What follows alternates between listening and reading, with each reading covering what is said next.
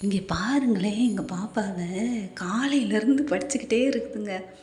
அது ஏதோ ஒரு எக்ஸாம் அவளுக்கு, அதுக்கு படிக்குது. அதனால காலையிலேருந்து படிச்சுனே இருக்கு. எனக்கு அப்போ என்னோடய சின்ன வயசு ஞாபகம் வந்ததுங்க. படிப்புன்னா எனக்கு பிடிக்கவே பிடிக்காது. அப்போ தான் எங்கள் மாமா என்ன பண்ணுவாங்கன்னா, காலையிலே எந்திரிச்சு சீவி சிங்காரிச்சு கூட்டிகிட்டு கொண்டு போய் ஸ்கூலில் விடுவாங்கங்க.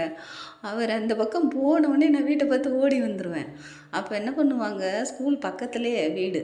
என்ன பண்ணுவாங்க, 2, 4 பசங்கள விட்டு தூக்கிட்டு வர சொல்லுவாங்க. காலையும் கையும் பிடிச்சி தூக்கிட்டு போய் ஸ்கூலில் போடுவாங்கங்க.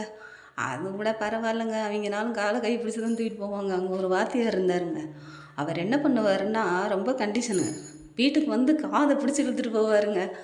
காதை பிடிச்சி முறுக்குனாருன்னா 4 நாளைக்கு பெரண்டு படுக்க முடியாது. அப்படியே வீங்கி போய் வலிக்கும்.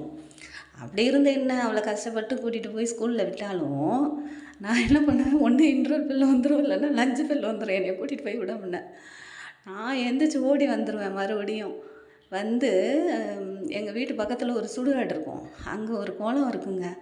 அந்த குளத்துல போயிட்டு குளிச்சுட்டு அந்த சுடுகாட்டில் விளையாடிக்கிட்டு இருப்போம். என்னைய பார்க்கணுன்னா, என்னை பிடிச்சி இழுத்துட்டு வரணுன்னா சுடுகாட்டுக்கு தான் வருவாங்க. வந்து கூட்டிகிட்டு போவாங்க வீட்டுக்கு. சாப்பிட்றதுக்கு வேணும்னா வீட்டுக்கு கூட்டிகிட்டு போவாங்க. அப்போ அது அந்த குளம் ரொம்ப பிடிச்சதுனாலவோ என்னவோ தெரிலங்க, 25 வருஷமா ஒரு பேய் பிடிச்சிக்கிட்டு விடவே மாட்டேன்னுச்சு பாருங்க. நாங்களும் எங்கெங்கவோ போய் அலைஞ்சு எப்படியாவது அந்த பேயை விரட்டிடலான்னு பார்த்தோம். போகவே இல்லை பாருங்களேன். அப்புறமா ஒருத்தவங்க வந்து சொன்னாங்க, சர்ச்சுக்கு வாங்க போயிடும் அப்படின்னாங்க. நம்பிக்கையே இல்லைங்க, ஆனால் போனோம். உண்மையிலேயே அந்த பேய் போயிடுச்சுங்க. அப்புறம் தான் பைபிள் படிக்கும்போது அங்கே ஒரு வசனம் வந்ததுங்க. அதில் ஒரு மனுஷன் சுடுகாட்டில் ரொம்ப வருஷமாக இருந்தானாம். அப்போ ஏசப்பா அந்த வழியாக போனாராம் பாருங்க. எனக்கும் உமக்கும் என்னை கஷ்டப்படுத்தவா வந்தீங்க அப்படின்னு கேட்டானாம். அப்போ அவர் கேட்டாராம், உன் பேர் என்னன்னு. லேகியன்னு சொன்னானாம். லேகியன்னா 1000 பேயின்னு அர்த்தமாங்க. அப்போ எனக்கு கஷ்டப்படுத்தாத அளவுக்கு அந்த பன்னிக்கூடத்தில் என்னை வச்சு கடலுக்குள்ளே தள்ளி விட்ருங்க அப்படின்னு சொன்னாங்களாம். அதே மாதிரி அவரும் என்ன பண்ணாராம், அந்த அவனோட ஆவியெல்லாம் பன்னிக்கூடத்தில் வச்சு அவன் கடலுக்குள்ளே தள்ளிட்டாங்களாம். அப்புறம் அவன் சுத்தமாயிட்டானாங்க.